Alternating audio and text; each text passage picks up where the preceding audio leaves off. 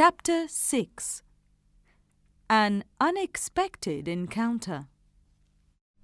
After I left Mr. Jarvis' house, I directed my steps to the college grounds. While I was walking, my attention was attracted by 3 men who appeared at the end of the garden. I looked again and recognised Rashleigh with Mr. Morris and Mr. McVitie. I did not want to be seen, so I hid behind some trees and came out only when the men separated. I followed Rashleigh and took his arm to stop him. I was determined to demand reparation for the wrongs done to my father. "I am glad to meet you at last," were my first words. "Oh, I am easily found by my friends, and more easily still by my enemies," replied Rashleigh coolly. "Which of the two are you, Mr. Francis?"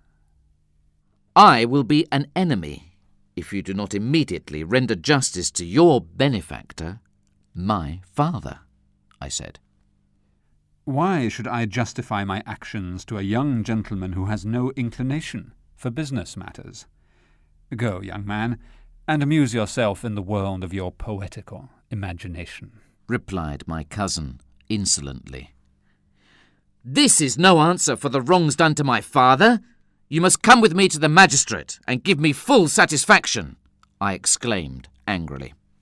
"You insulted me once before, remember," hissed Rashleigh.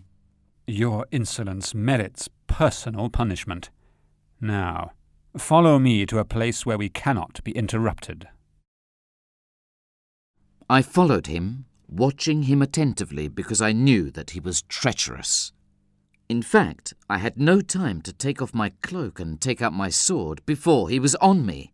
He attacked me without warning, and I only saved my life by springing back. Rashleigh fought furiously. After the first impulse of passion, I reflected that Rashleigh was my cousin, the son of my uncle, and decided to try and disarm him only. But I soon realised that I had met my match.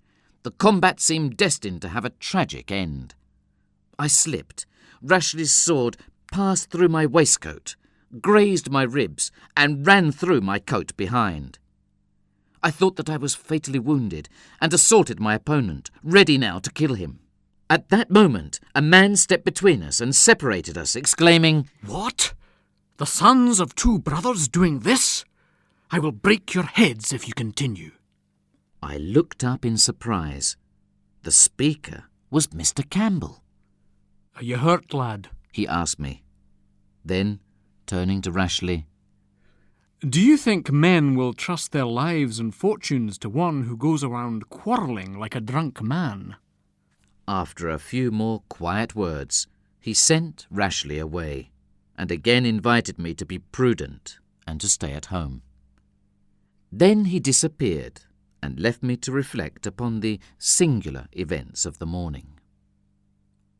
I tried to adjust my dress and to hide the blood which was flowing down my right side. On the way to Mr. Jarvis' house, I stopped at a little shop, an apothecary's, where a lively, elderly man treated my wound and laughed at the excuse which I gave him for it. "You're young blood, young blood," he repeated. "What made you so late?" asked Mr. Jarvie when I returned. I made my apologies, but did not tell him what had happened.